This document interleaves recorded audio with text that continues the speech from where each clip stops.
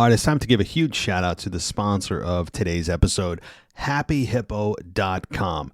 So if you guys haven't checked this out, you got to go to happyhippo.com because they have some of the highest quality kratom products that I've ever come across. And if you guys aren't familiar with what kratom is, it's an herbal substance that has many different uses, everything from a balanced mind to energy. It can help you relax. And my wife and I, over the last couple of weeks, have tried out some of their products. And I have to say, it has improved her sleep specifically. She's very anxious and her mind runs at night, and it has helped her fall asleep and stay asleep. She actually was using one of the powders that comes in a pouch from Happy Hippo and just dropped it into her water, and off she went, and she was just she was very happy. Let me just put it that way. And so myself, during the workday, if you guys didn't know, I have a big boy job. I work in contract management, and I need that balance. I need the energy during the day, and they have something called Hyper Hippo and an energy shot. Those energy shots come in those little tiny bottles. You guys are familiar with it from other brands that use that type of packaging, but there's nothing like this, all right?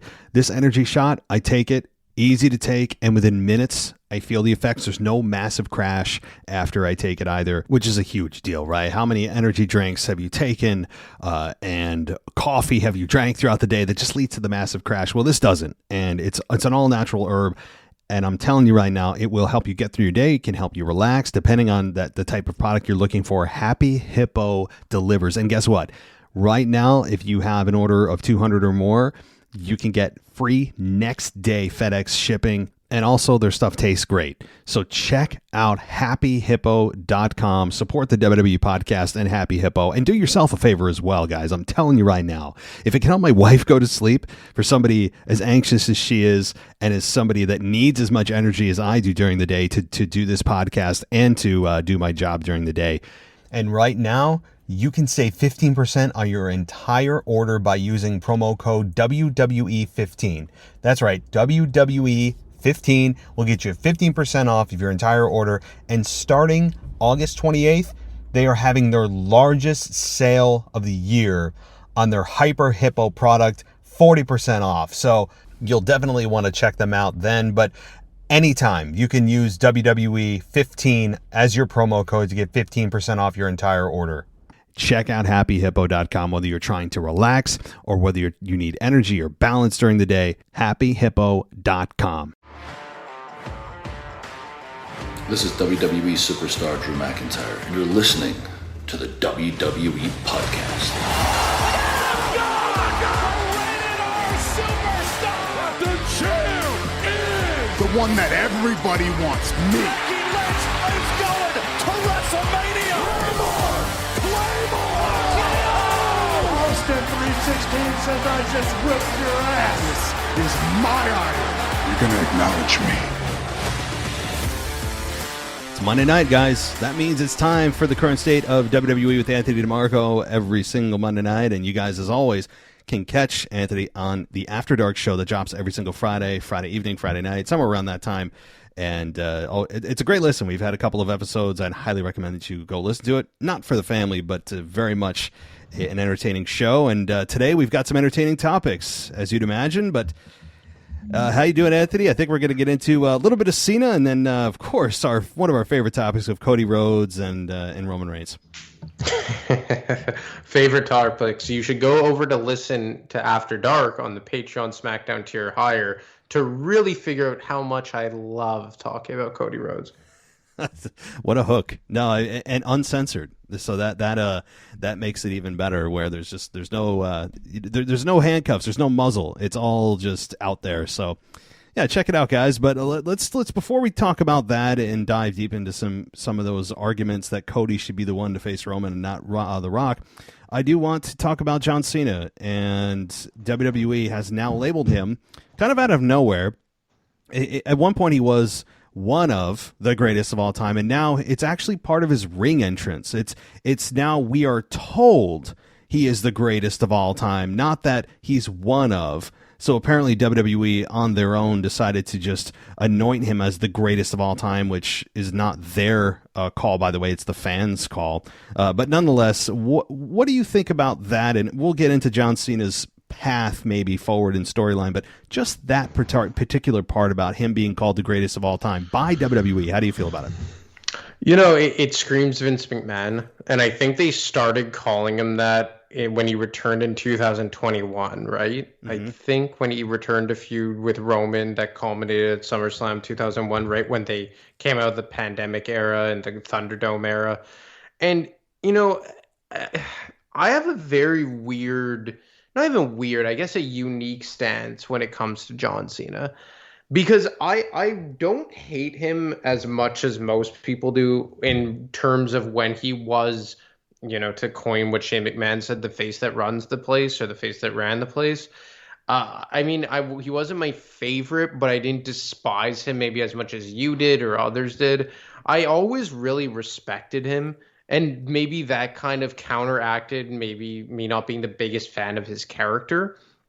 But I do think that there is an element of John Cena that has always kind of made me think and consider, like, is he the greatest of all time?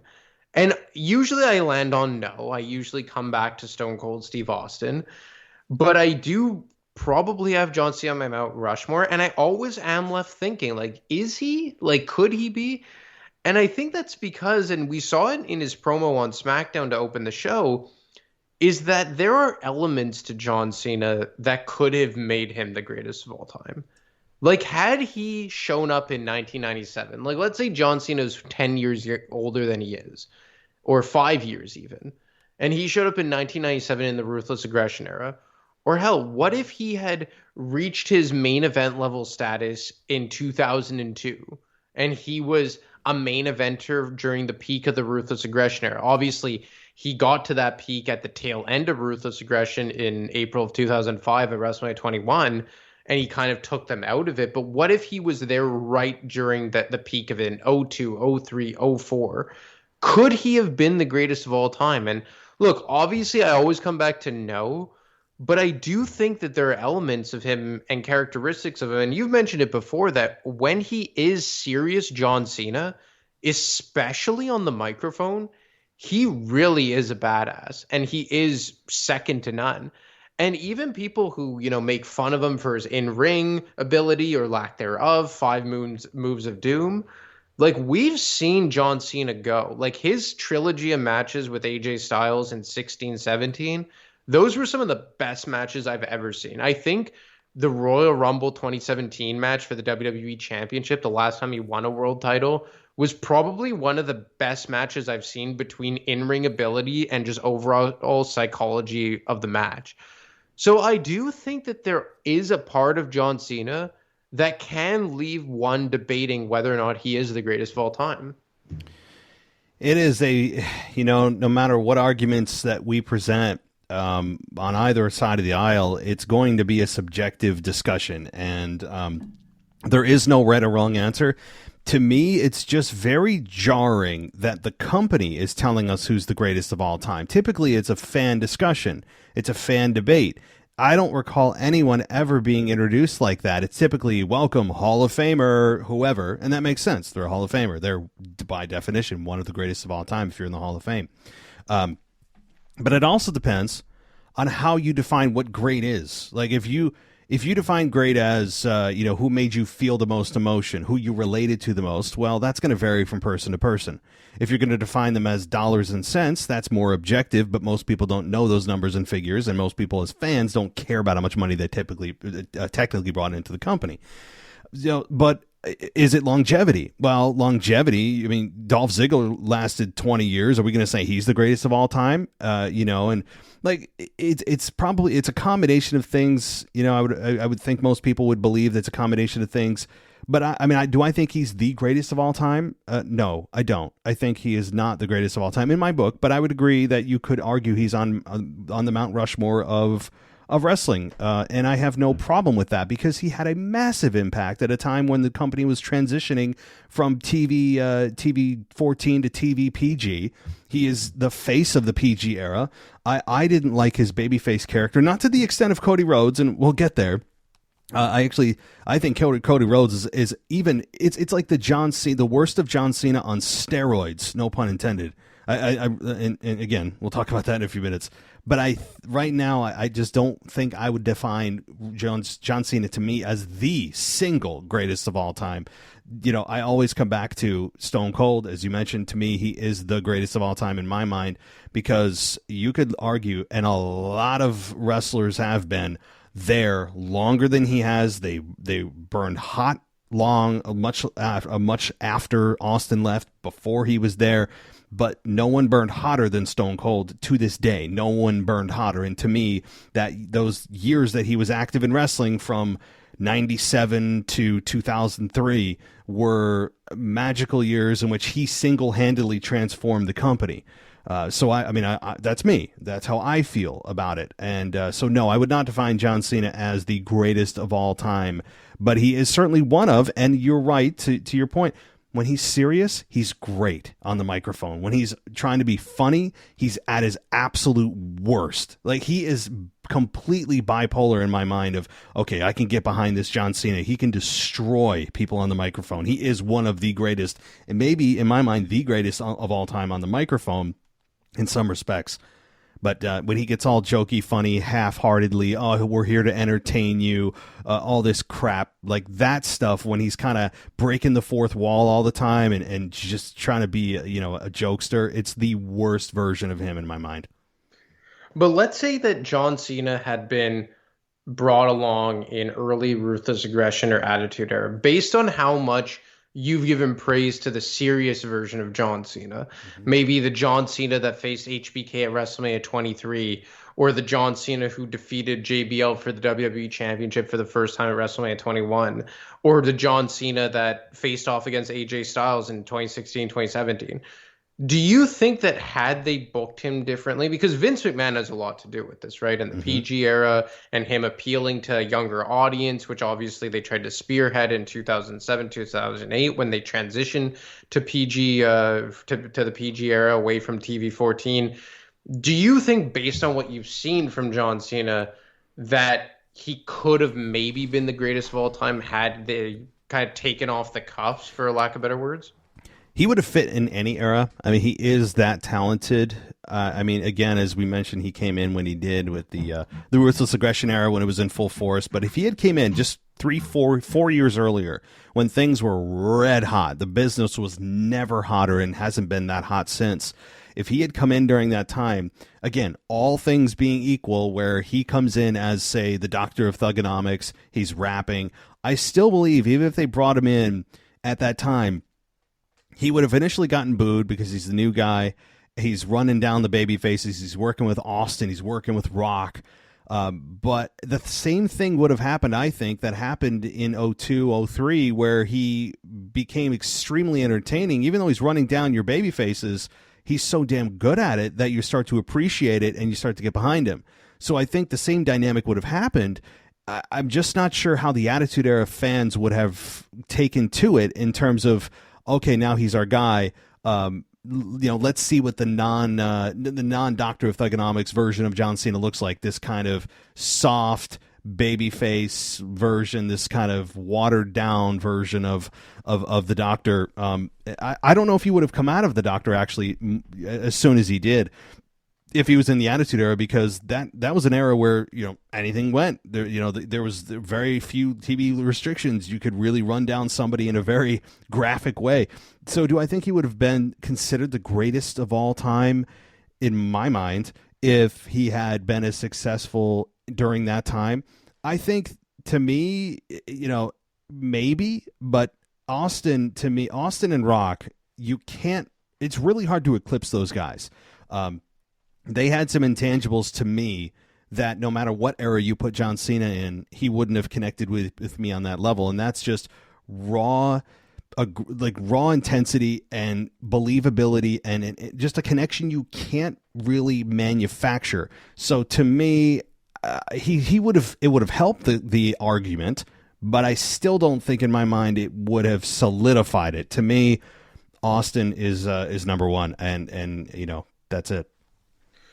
At what point did you start, like, did you like John Cena when he was in, let's say, the U.S. Championship picture and he was the Dr. Thugonomics? Like, did you connect with that version of John Cena? More than the version that was, you know, hugging babies and, you know, kissing kids or whatever he's doing, you know. And when he started, to me, the transition where I jumped off the John Cena train, I actually know exactly when it was. It was when he transitioned from the Doctor, which I really got behind. The rap thing was great. And I understand there's a shelf life of that character. You can't, eventually you run out of content. Eventually, you know, you kind of have to evolve. I understand that. But when he transitioned from that to the chain gang crap, I was off. I said, done, goodbye, you know, and that's when he, to me, showed his true colors of just going from Austin to this soft version of who their next quote unquote guy is. I think a lot of it was that resentment of, you go from this badass MFer who just drank beer, middle fingers, to, as Rock eloquently put it in 2011, you can't see me. Like, it's exactly what the problem was for a lot of the people in my demographic, from men 18 to 40, who went from this just raw animalistic version of wrestling to this soft version, clean cut, clean shaven, you know, now we're part of the chain gang. Aren't we so tough? And then, you know, it just, to me, was a jarring transition. And I as you know, in that demographic, I had a lot of resentment towards that. It's kind of weird to go back and like map things out chronologically as to where it went wrong, because one of the loudest pops I heard during the Ruthless Aggression era was when he got drafted to Monday Night Raw. Like, people were really behind John Cena, and I wasn't like okay, this 05, so when that happened, I was just about to turn 11. So I was probably part of the demographic that they were trying to appeal to, but I started watching wrestling when I was 5, you know, in 1999. So I was accustomed to that more mature content. And my favorite wrestlers, everyone and their mother knows by this point, was The Rock. So I wasn't a huge, to be honest, at that time, I think I was more of a Batista fan in the Ruthless Aggression. And then when they swapped them from Raw to SmackDown, because obviously they felt that John Cena was their guy. And I guess that's why I gravitate. So I guess you do make a good point that, like, I gravitate more to the animalistic guy, no pun intended. He was nicknamed the Animal. But I didn't hate John Cena.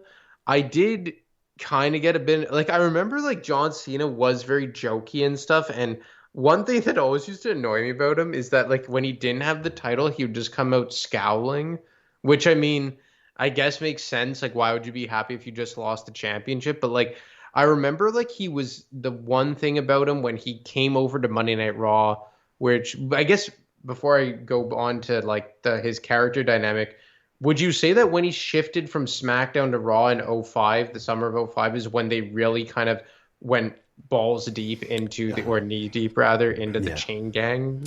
That and the spinner belt just put the icing on the cake. I mean, yeah, like, I remember that, a massive pop. I think it was during the Talk is Jericho segment. I remember that. Yeah. It felt like a big deal. I was like, what? John Cena's on Raw? He's part of Raw? It felt like a big deal, and it was.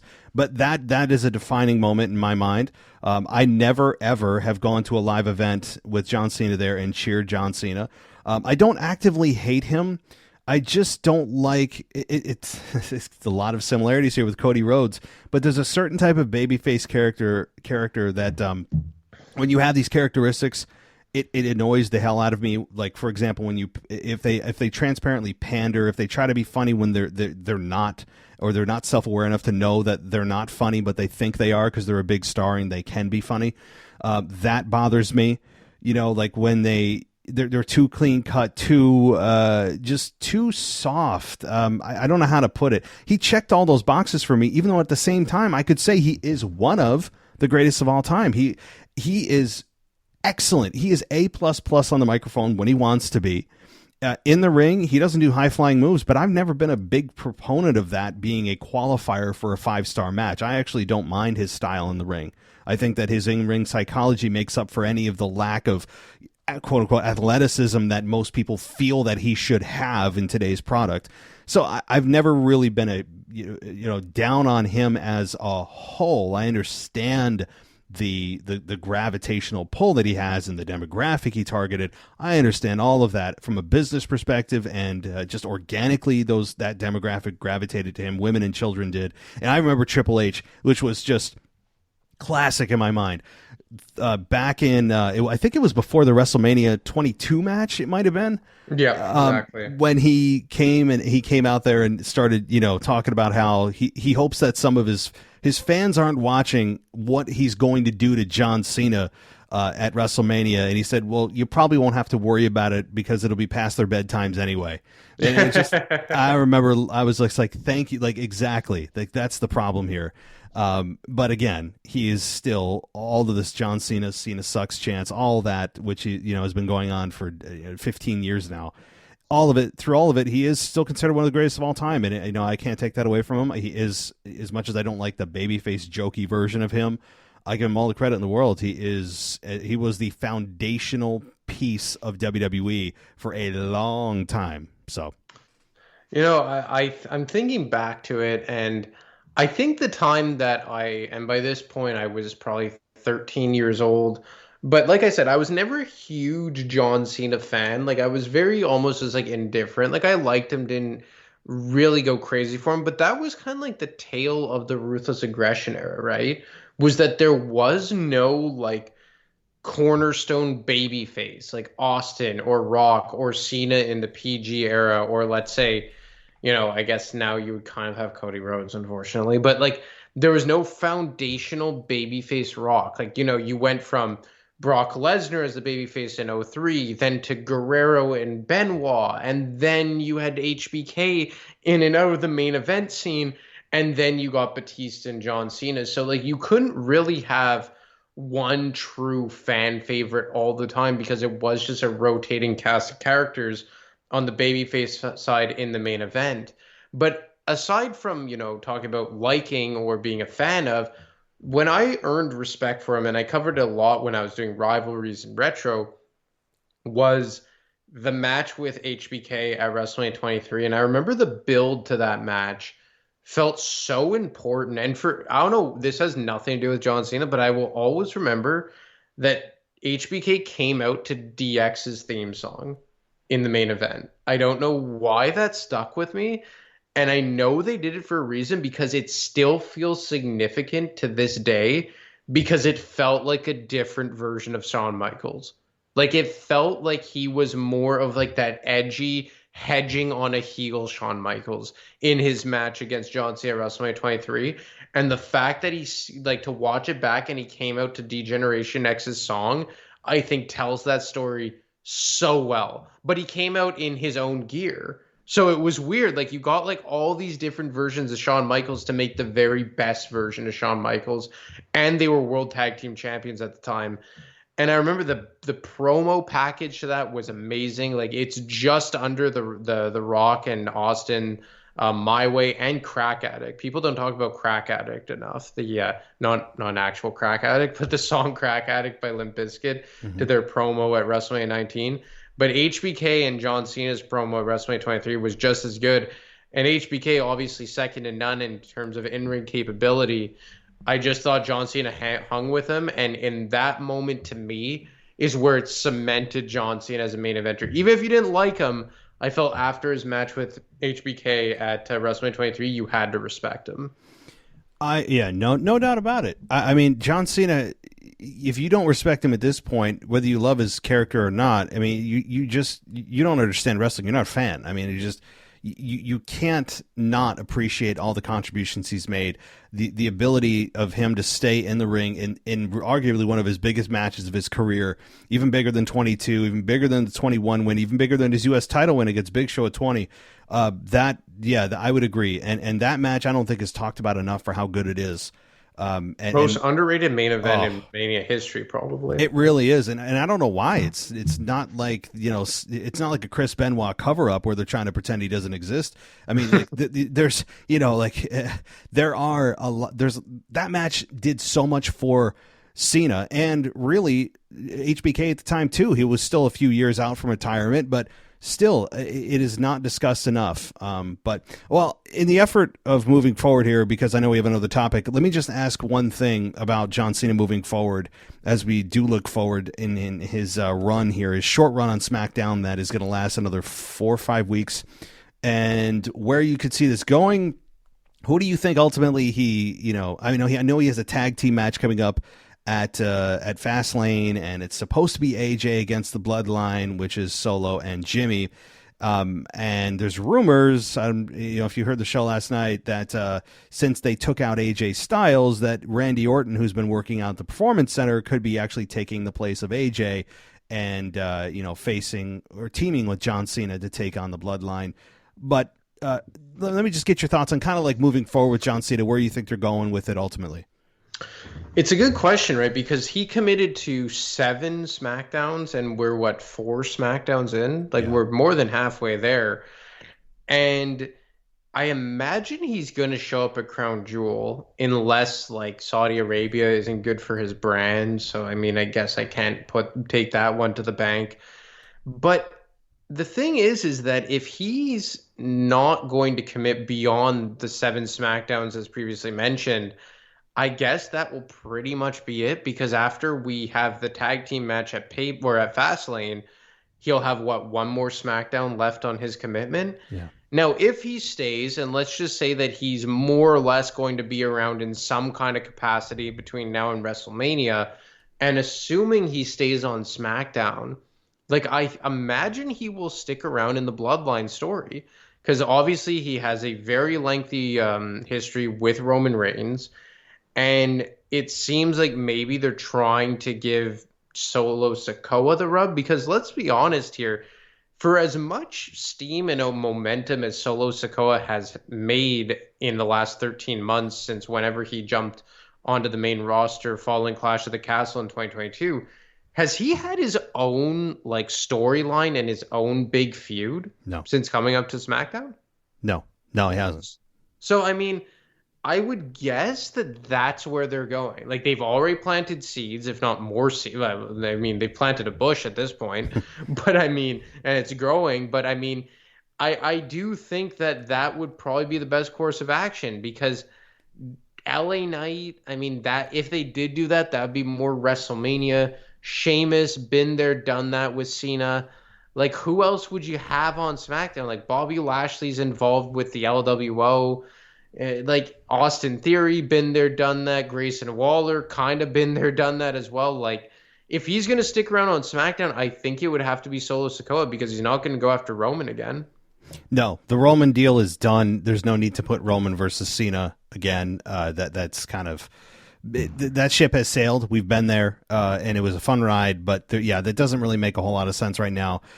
But I will say this: when Roman comes back from wherever he's hiding, I will say that he needs to, face somebody outside of the Bloodline. I don't need any more intra-family stuff. We've discussed that. So hopefully, I mean, it could be AJ Styles, who is quote unquote hospitalized by the Bloodline. AJ Styles versus Roman Reigns could happen at Crown Jewel. Or it could be Randy Orton, who is rumored again to be returning very soon, with actual evidence this time.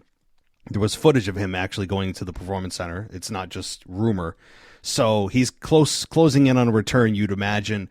So whether it's Randy or AJ, that's got to be Roman's next title defense at Crown Jewel.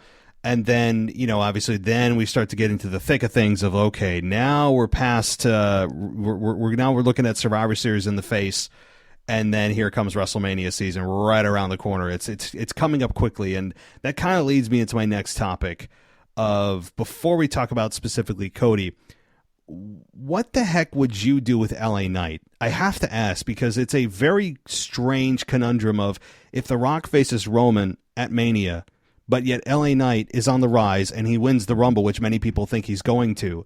You can't have Rock and Roman, but also LA Knight. So Rock is kind of blocking LA Knight's potentially massive match with Roman.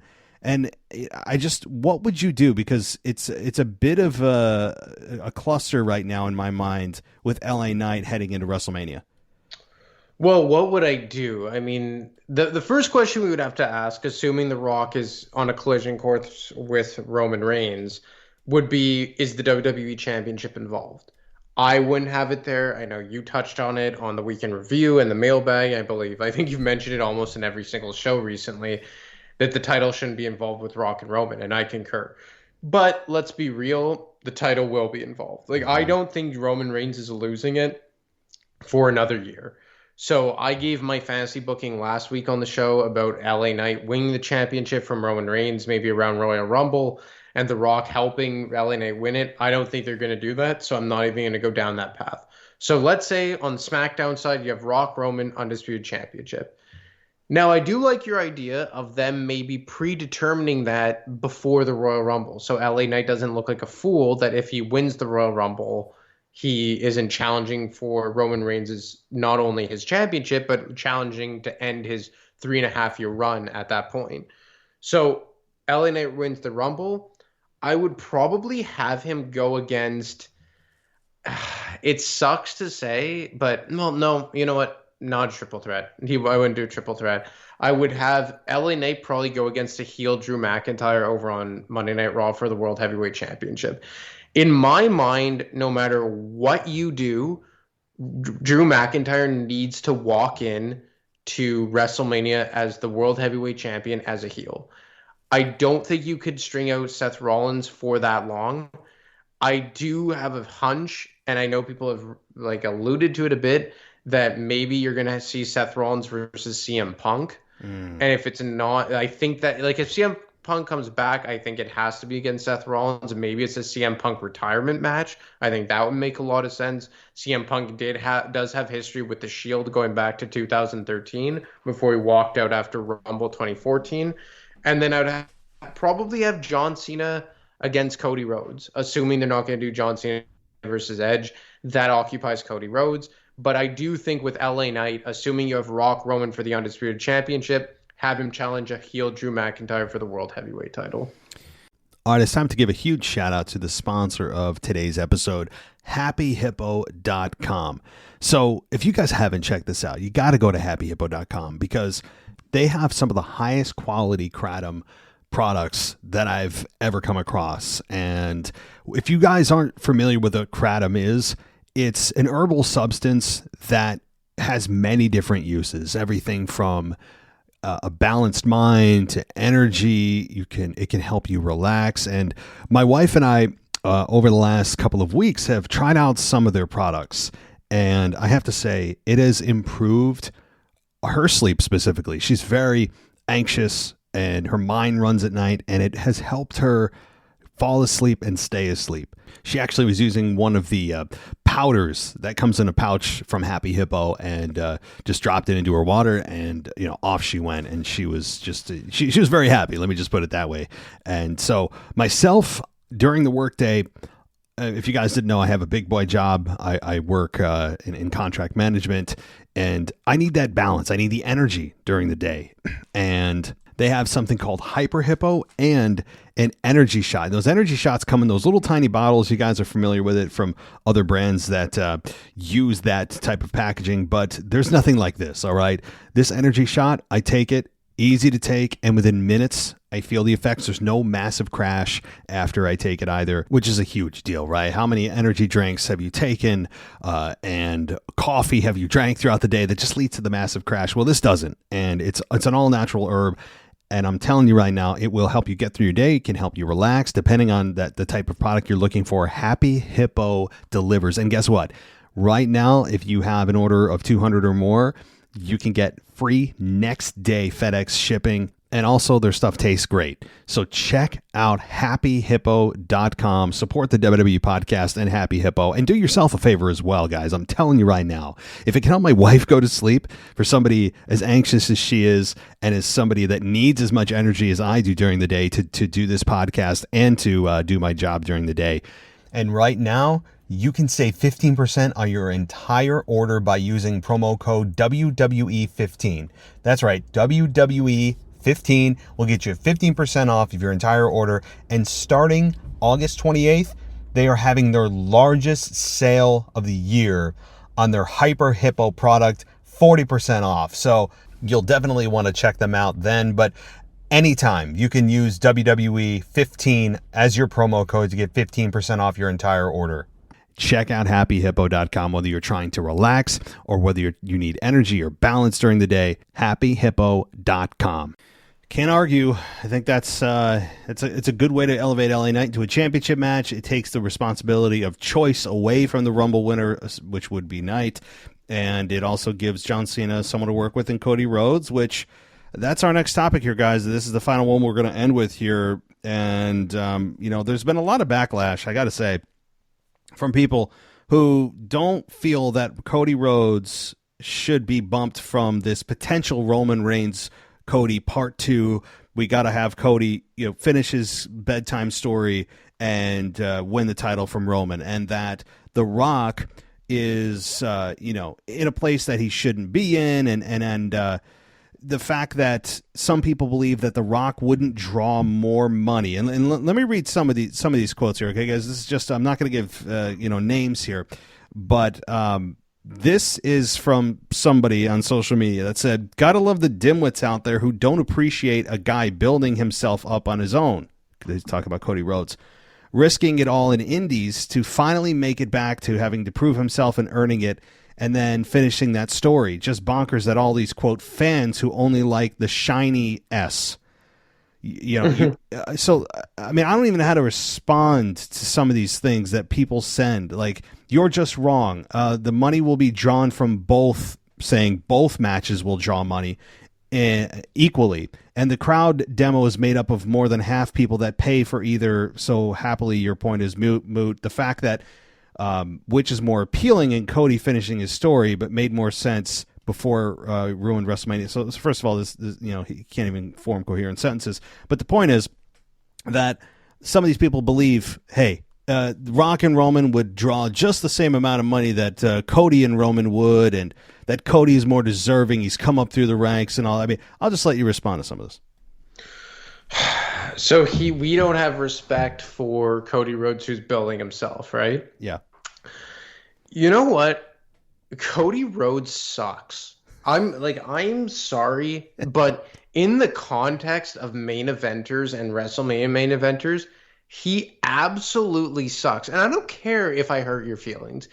This guy showed up 18 months ago, has been booked in such a bulletproof way, has been pushed to the moon, has had to face zero adversity, doesn't even really have his own storyline, so all they do is help him bury younger and more over heels. Like, in terms of who's, like, I mean, we're not even getting to the Dominic Mysterio stuff, but I mean, all he has to work with is bulletproof booking. So yeah, no wonder he comes off as like this great, like holier than thou, larger than life superhero Clark Kent lookalike.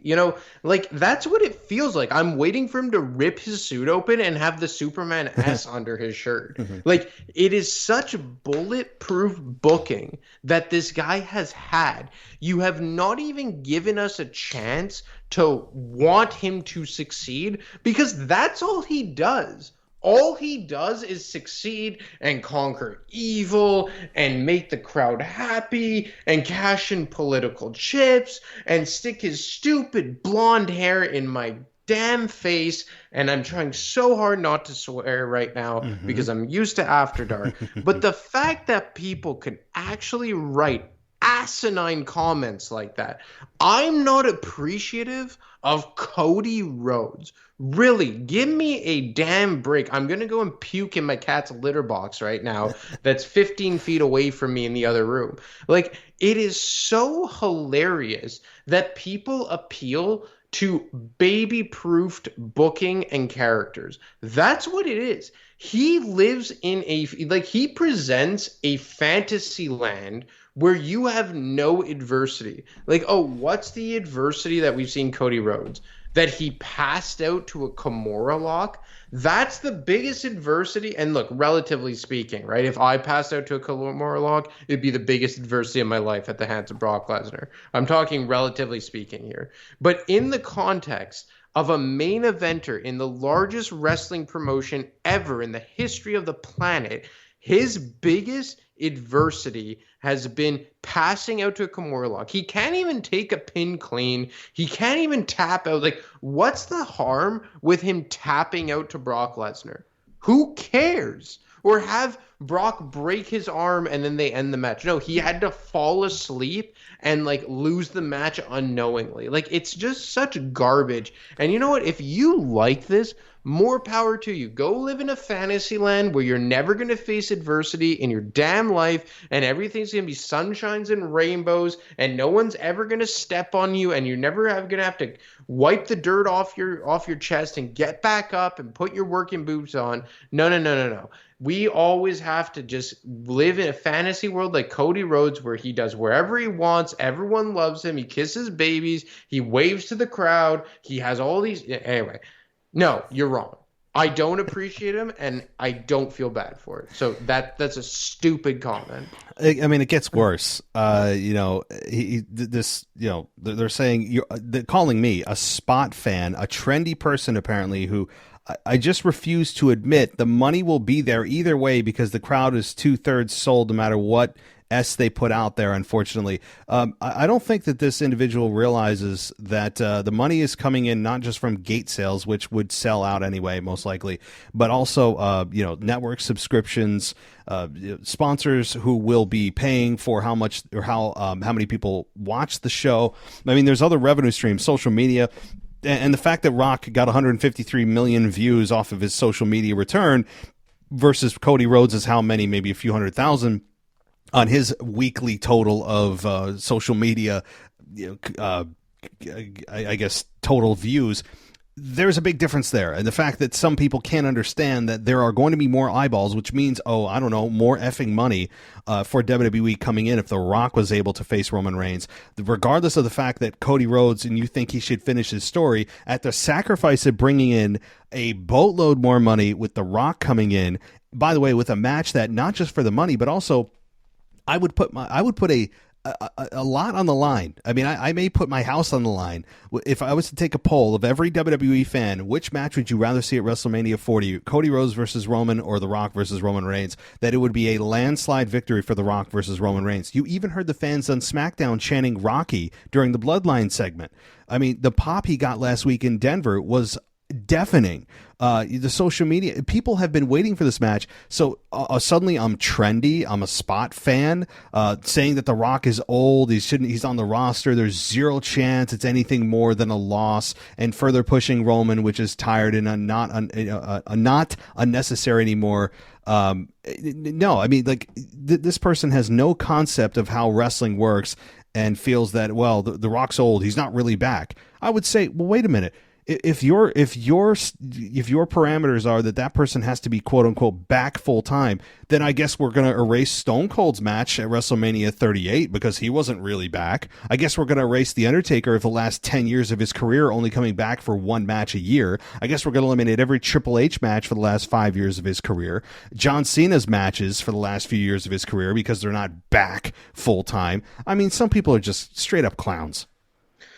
Yeah, I you know what, and I said this on my show, is that if they were booking Cody Rhodes as just on par with the Drew McIntyres and the Seth Rollins and the AJ Styles of the world, I probably wouldn't care that much. I'd be like, you know what, not my cup of tea, but he's a good wrestler, good on the mic, hard worker, clearly seems like a good dude behind the scenes, loves himself, but whatever, I could live with that. I probably wouldn't spend a fraction of the time I do on him. But it's the fact that I am led to believe and forced to think and forced to see his stupid face all the time and be told, like, no, he is like the face of the company for the going forward. Yeah. Like I said I believe I said this last week, is that Roman is now Brock and Cody is now Big Dog Roman. That's what they did. That's what they're doing. And the push of Cody Rhodes, and I don't know if it has to do with, them trying to stick it to AEW, but, we also, I talked about this a bit on After Dark about Vince McMahon's involvement, and I think that his involvement is more on the main event stuff, because I still do think in the mid card and the undercard, like you still see improvements with Triple H's fingerprints on it, but it's this shoving it down your throat of Cody Rhodes and Roman Reigns and stuff like that. I think that's where Vince McMahon comes into play. And let's be honest, like, when did Vince come back to WWE? Was it not early January last year, if I'm not mistaken? Yep. And when did Cody Rhodes' meteoric rise start? Yeah, that's kind of syncs up. Like, and I'm not saying that they don't, like, that Triple H hates Cody Rhodes and he would never have him, you know, like, win a match or bury him or be in the U.S. title picture. Like, no, Cody Rhodes is a main eventer. He is 100%. But so is Seth Rollins, so is Drew McIntyre, so is AJ Styles. You know, even to a certain extent, you can make the case that, you know, Sheamus is in that mix as well, maybe to a lesser extent nowadays. But I don't, like, for me, how much he's been pushed and how elevated he's been raised is indicative of Vince McMahon. I don't know why. The fact that he can't lose a match clean, like, God forbid, like, it's just, and I don't want to spin this into a Vince McMahon angle, but, like, I think that that's where we see Vince's fingerprints, is in the main event scene more than anything. That's where he says he's not getting into the weeds, but to him, the main event isn't the weeds, and I understand that. And I said this last week, but if anyone out there believes Vince isn't somehow still involved in creative, you're fooling yourself. Vince is still involved in creative. He may not be there, you know, maybe in every single meeting about matches that he doesn't particularly prioritize, but he's in the big picture stuff. You know, he's in the big picture stuff, the WrestleMania stuff, the Survivor Series stuff, the Roman stuff, the John Cena, the Rock. Maybe if Austin comes back and has a match this year, which is still rumored, that kind of stuff. And I understand why he wants to be in there. That's his livelihood. As much as we don't want Vince in the creative part of this, part of the process at this point in his life, it's still happening. I mean, you can just pretend it's not, but it is. But yeah, certainly the way that the baby faces have been portrayed, Vince McMahon has this very outdated version of what he thinks people cheer for. And many people, oh, you're being proven wrong. Look what, the baby faces get cheered. Look at the reactions Cody Rhodes gets. But those have shelf lives. Like that version of those babyface characters that are just too good, too sweet, too soft, too just gushy. That stuff, even if they don't eventually get booed, but most of them do, eventually you are going to realize that you did not maximize the reach of that character, where they show a nasty side, where they can get, the kind of blood and guts, although that's not really what WWE does anymore, but that kind of vicious side that some of the male demo, the key male demo that I'm in and many other millions that are watching the show, are in, that they love and kind of long for, that version of a babyface that's kick-ass, not exactly stone cold, but that kind of aggression that Cody Rhodes is not showing. And I think that's part of what's missing, along with a whole bunch of other stuff. And telling us this last week anyway, which was to me the pinnacle of my anger for this whole character, of him saying that he's here to make us happy.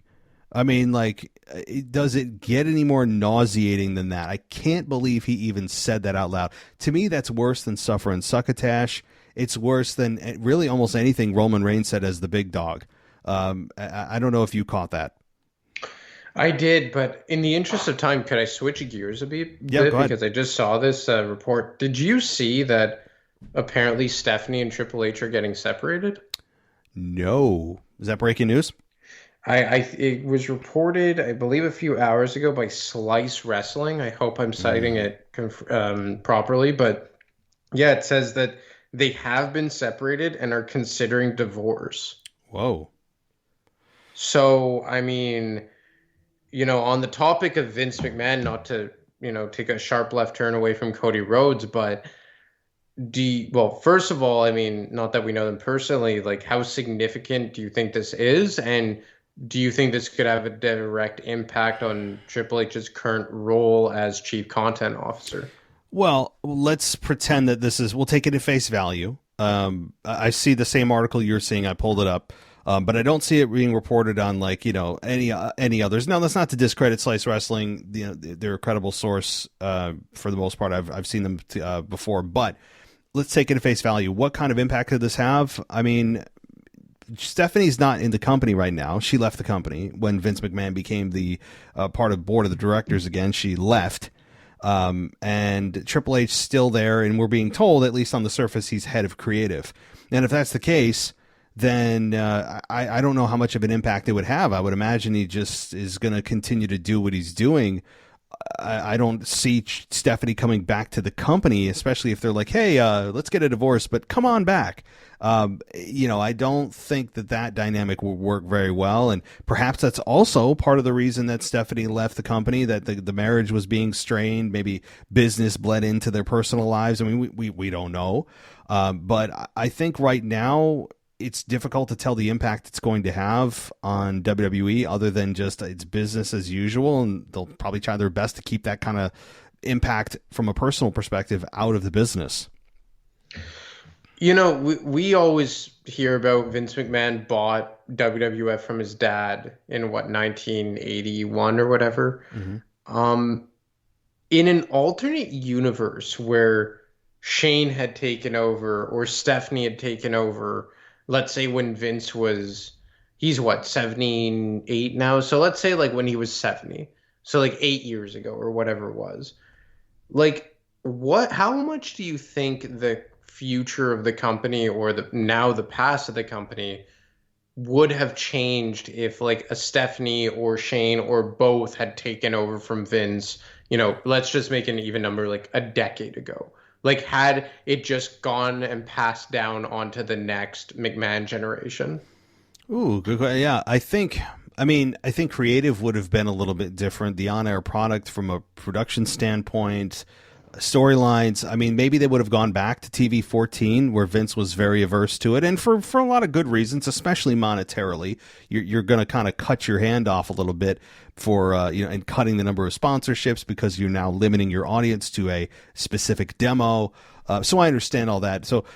But maybe that would have happened. I think that if Vince had done that, that that based on how people work, what probably would have happened is the first crappy storyline that you saw be pumped out by the new regime, that they would have been like, oh, bring Vince back. Now that sounds crazy right now because of the situation we're in with Vince, but that people back then, if this situation played out, would have been like, oh, this sucks. Vince would have never done that. Vince would have figured out a way to do this or that. That's just the way people work. It's human nature. But I think overall it would have been healthier for the company, despite all the growing pains and blunders that would have happened with this new regime with Triple H or Shane taking over.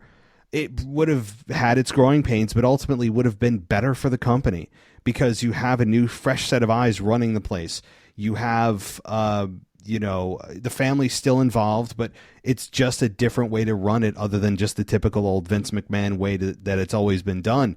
And, again, that's just my take. It's hard to say specifically what would have happened, but ultimately I think it would have been a positive instead of having, the way that it did play out. Yeah, for me, it's just crazy that, it went from his grandfather, I think it was Jess McMahon or James Jess McMahon, to Vince McMahon Sr., to Vince K. McMahon, and Vince nowadays sold it, to Endeavor, or the majority of it to Endeavor, and now it's under TKO Group Holdings, as opposed to letting the company continue to move forward. And you rewind to a year ago at this time, and I remember watching, I don't know why, but I remember watching the Extreme Rules event, a B-level pay-per-view, and thinking how awesome it was, obviously with the opening match of Brawling Brutes versus Imperium, the, the Fight Pit match, the return of Bray Wyatt, and thinking man, a B-level pay-per-view is this good now? This is going to be an awesome period for WWE. Stephanie was co-CEO and chairwoman. Triple H had just been instilled as chief content officer. And you actually had this glimmer of hope, a 6-month long period where Vince is actually doing what's best for business. And you know what? Maybe I can't even say what's best for business, because I'm sure that this sale to Endeavor actually did maximize profits, and monetarily it's much better for the business part of the company. But from a fan perspective, it just felt so much different, where it's legitimately felt like the Stephanie Triple H era. And it's just crazy to me that he came all the way back and did all this and actually sold it and put himself back in the chair, for lack of better words. And it's crazy trying to understand this guy, that he would really just not even, like, he's so power hungry, or I don't even know if it's narcissistic or thinks that he's better, whatever the hell it is, to the point where he doesn't even want to give his own children a kick at the can. Yeah, I mean, we don't know what's going on behind the scenes. Maybe they actually had no interest. It's possible that Shane and Stephanie had no actual interest in running the company. I know that there was a very well-documented strained relationship between Shane and Vince McMahon over the years and decades now. Stephanie McMahon, seemed to be, a chip off the old block of Vince McMahon, and seeming to have a more of a business acumen and mind for WWE. But then she takes off for, probably partly, if this is true, with Triple H, the strained relationship that she had with her husband, on top of Vince coming back. Maybe she didn't get along with Vince, didn't want to be involved in her reputation being tarnished with all the sex scandal stuff, wanted to get out before, she saw the tidal wave of crap coming. I mean, there's a lot of that, I think, in there. So I think it's really, it is disappointing that it's not staying in the McMahon family, and now the TKO Holdings Endeavor owns the organization, at least majoritively. It is a bit disappointing if you're looking at it through the lens of, it's a family run operation, passed down through the generations, even though it's a public company. That is a bit surprising. But I don't know if it, would have been better had it stayed in the family. We don't know. I mean, all we can discuss is really what it is now, because all the rest of it is so much speculation and so much so many different moving parts. Vince McMahon said he sold the company because he felt that over the years, like I think he said like 5, 8, 10 years, that it had kind of flatlined. He felt the business needed a kind of kick in the ass, and that the business had reached a plateau, I think is what he said. And, I never really understood that, because that's the way business works. Like, things plateau, sometimes longer than you want. But ultimately, when he was about to sell it, a year or two before that, things were on the up. Like, things were rising. The ticket sales were up. NXT had never been hotter. The Monday Night Raw and SmackDown specifically, had higher ratings than ever. So it's weird that he would mention that, but also still go through with the sale. I do think it's, strategic on his part to maybe appoint himself for life, or whatever he's trying to do over there as part of the creative control, but put himself on the board. Certainly there's an ego there. But you got to look at Vince McMahon with kind of one eye open at night. You never know really what he's up to here. And he's still partly in creative control. And until he dies, that's going to be the way it's going to be. It's crazy. Like, I think there was a report in 2020 that Shane McMahon left in 2009 because he felt that he was never going to get his chance to take over. I believe there was a report about that, but I always like Shane McMahon. I know Jim Cornette always says that he's his favorite McMahon, but I think back to mid 2000s, and when Shane McMahon would come back periodically, and I always liked Shane McMahon.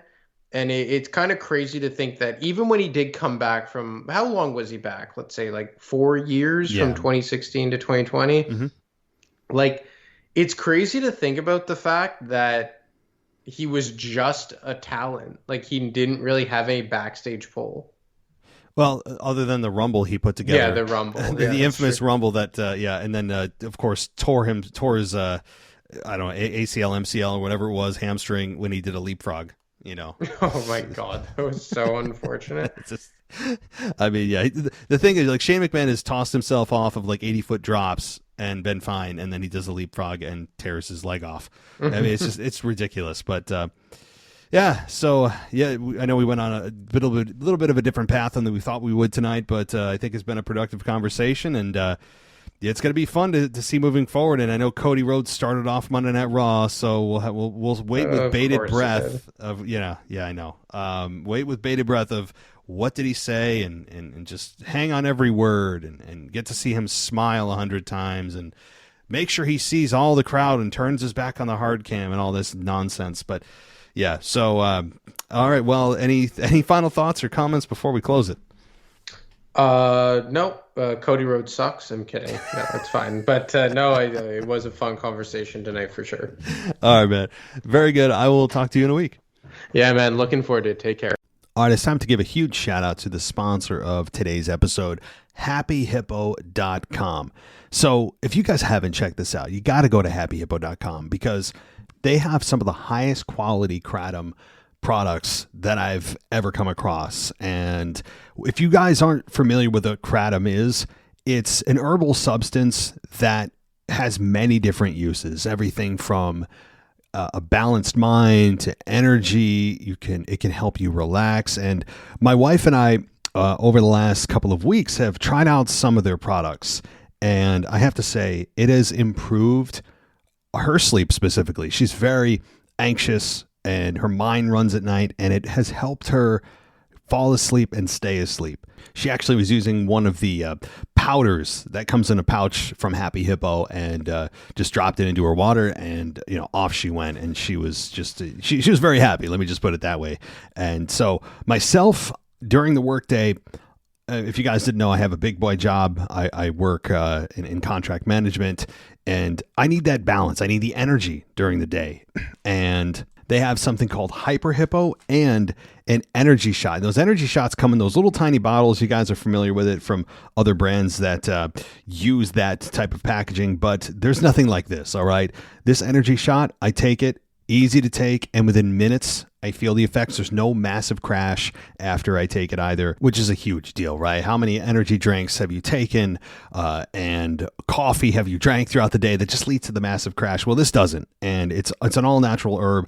And I'm telling you right now, it will help you get through your day. It can help you relax, depending on the type of product you're looking for. Happy Hippo delivers. And guess what?